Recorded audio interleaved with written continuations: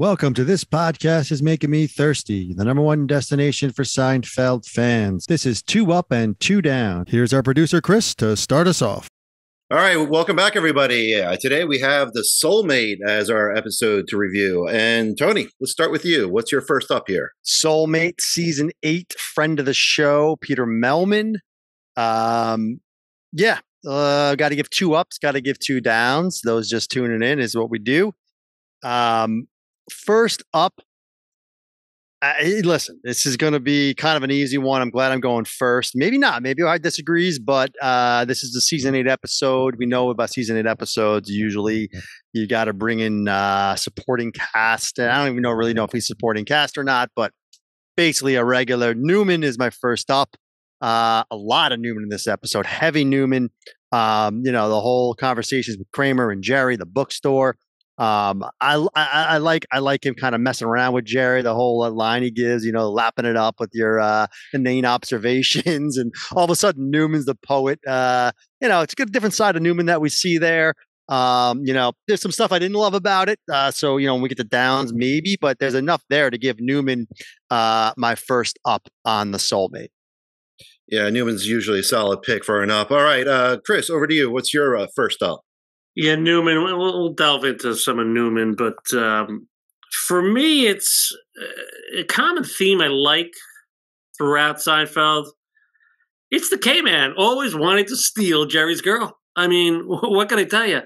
Or even George's girls. He kind of lingers, and I feel like those are his best relationships. I got to tell you, when he kind of dives in and kind of steals the girl. So this was interesting. Obviously, Pam, and he kind of froze and got nervous, the whole thing. And then obviously learning that, Jerry's not Gaga, and that gave him the confidence to obviously go for it, and the whole scrunchie, the whole thing. So for me, Kramer, I love when he kind of just goes after someone else's girl. I don't know what it is. Maybe because whenever he has traditional girlfriends, I don't know, I just don't like it. So this is kind of his move, and it's obviously kind of a douchey move, but it's a K-Man, so you got to respect it. First up. Yeah, Kramer does have a history of stealing away other people's girlfriends, including Susan's girlfriend, the one that taught golf there. Tony, back to you. What's your second up? Yeah, and to Kramer's credit, he did step off until he realized, they weren't Gaga for each other there. So he did give Jerry first dibs. Listen, my second up is going to be, and this might be kind of a throwaway, but I really, on second watch, this is the one I watched most recently before doing this. Just finished it up tonight for another rewatch, and I like friend of the show, Kim Myers, Pam. I think she's very pleasant. She's got this very soft spokenness to her. She plays the part well. I think, not a lot there, but enough there. She's in her scene. She's glowing. She's got the, the scrunchie, the whole, I don't know. It's kind of a weak up, but I don't have a lot in this episode. And the more I watch it, she's a very unassuming Jerry girlfriend, especially in the later years. Usually his girlfriends are a little bit more done up, if you will.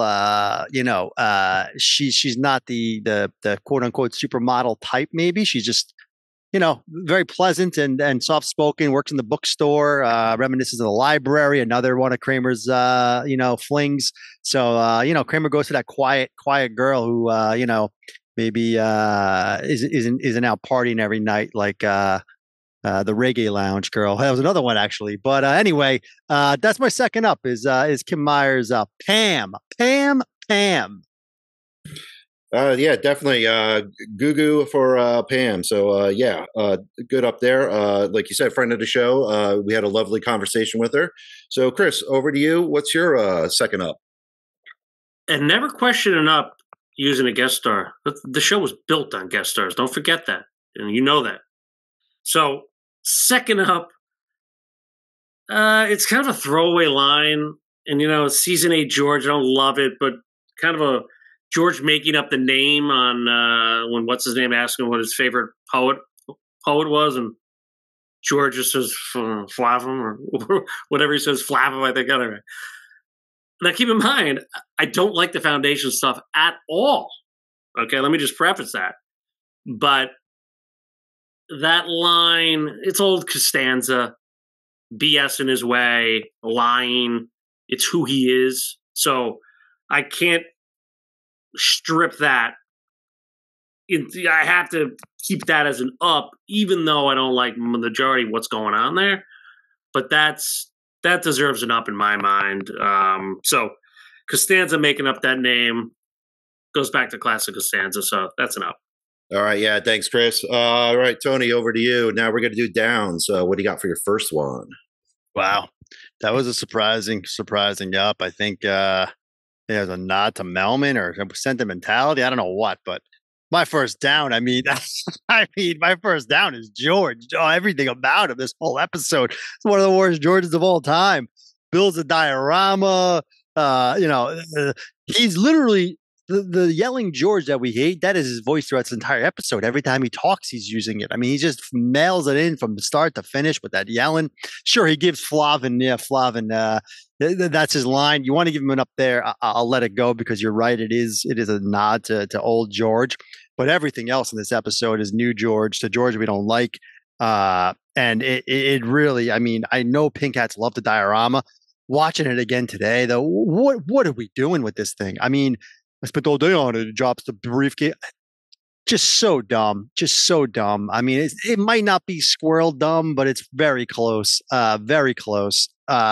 So that's my first down. I mean, I know it's a big one, but I got to just take it. It's just George. George the diorama, really. All right. Chris, over to you. What's your first down? Had the diorama as well. I mean, all to force in an Eminem joke. I don't know. It doesn't sound like Melman. I feel like some of the other producers kind of pushed that into the episode. Yeah, diorama. Jeez. I haven't made a diorama since 4th grade, or even thought about it since then. For me, first down right here. The montage, Jerry running after Newman. What are we? Come on. I know Tony loves Newman in this episode, but when you have 3 minutes of them running around with the music and then Jerry hiding and he grabs, I mean, come on. Listen, these later years, this is just what happens. These montages, they're running around, the Plaza Cable guy. Like, do we just have to do this every season and people love it? Well, analysts don't love it, I tell you that. So, and I read somewhere it was an homage to Bugs Bunny. No, that's not. That's not an homage at all. Homage to Bugs Bunny is the whole Elmer Fudd thing. Now that's smart writing, smart television. Not running after Newman in the hallways of 129 West 81st Street. Down. All right, yeah, great analysis there, Chris. So Tony, back to you. What's your second down? Yeah, that was one where I thought he was going to go with that one. It's such a bad scene, but it's Plaza Cable times 2, right? My second down, and like you said, we're analysts, folks. I hate to do this, but I gotta, because we love Melman. I mean, been on the show twice, Hall of Fame writer for Seinfeld, but the Gaga stuff, I just feel like he's looking for that lightning in a bottle, the double dip, the sponge worthy, the yada yada. He loves these, and God bless him. He puts them in for a reason. I think this is one of those two, kind of like the MMM joke. Let's get a Gaga. He's not Gaga, not Gaga. I'm sure he just kept repeating Gaga the same way.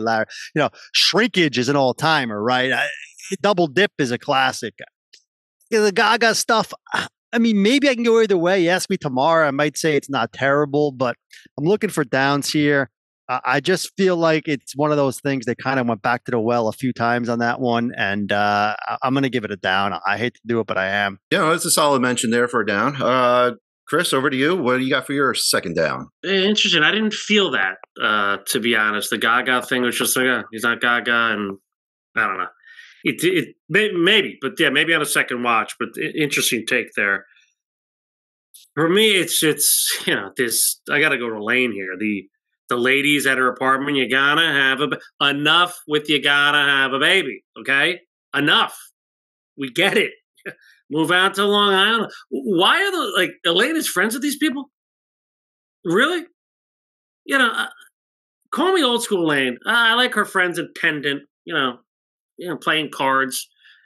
And I know they went out to see this woman in Long Island, but obviously friend of the show, Jill Holden. America knows Seinfeld power couple there, but just a wasted scene. And then they never really. I mean, I guess the guy Kevin, and even their conversation since Tony's done with his downs. I mean, the whole vasectomy thing with Elaine. I mean, it started with obviously the baby conversation with those women.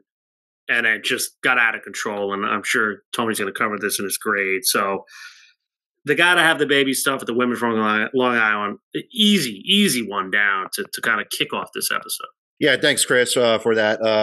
And that was your second down. So, Tony, we're going back to you this time. Wrap things up with your thoughts and grade for the Soulmate. I mean, this episode, O'Hara just touched on a big point. That Kevin stuff with Elaine and the baby stuff, bad, just real bad, and just rehashed too many times. The George stuff, bad. We got a bad George. We got a bad Elaine. The Kramer Jerry story, I gave Pam an up, and the Newman stuff ain't bad. The chase brings that down though pretty quick. So now you're losing steam there. I mean, I do love the Jerry Kramer, the bacon, Pam, the name, the whole thing.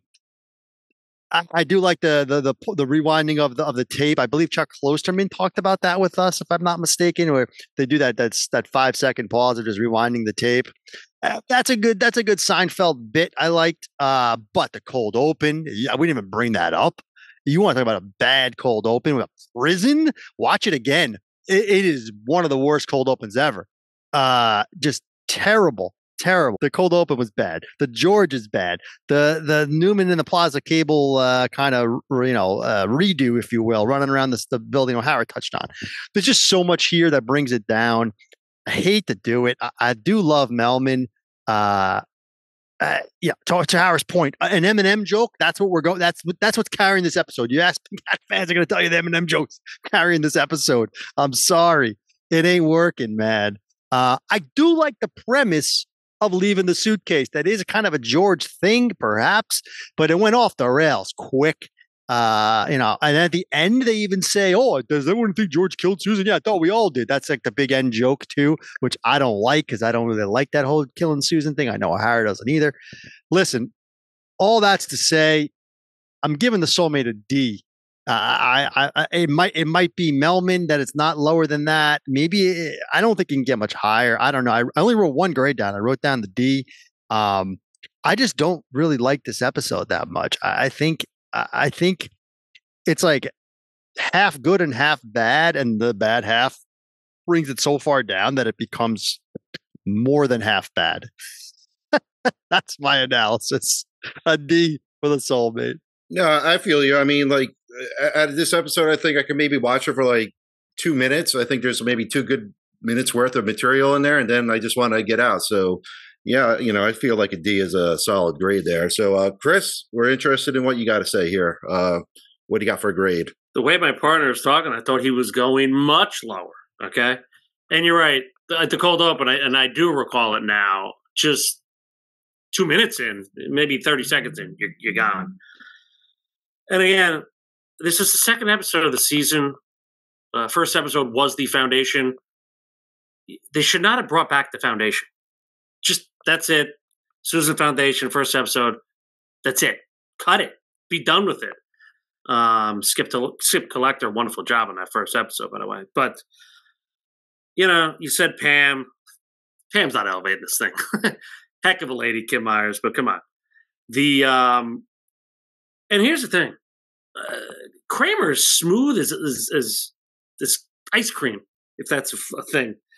He doesn't need Newman to help him out get ladies. Completely out of character. Completely out of character. I don't want to hear it. Gaga, he's been Gaga over people before. Give me a break.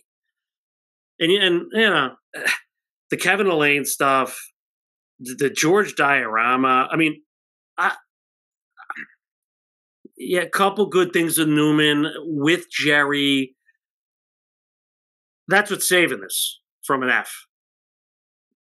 Soulmate's a D minus. No one's really strong. I mean, if no one's that strong, and George and Elaine weigh things down, you know the deal, America. It's a D minus. Close to you know what. But we'll stick with the D minus for this one. Well, there you go. With that analysis from the both of you, you know why season 8 is not one of our favorite seasons there. So there you go, folks. Thanks again for tuning in, and we'll see you guys at the next one.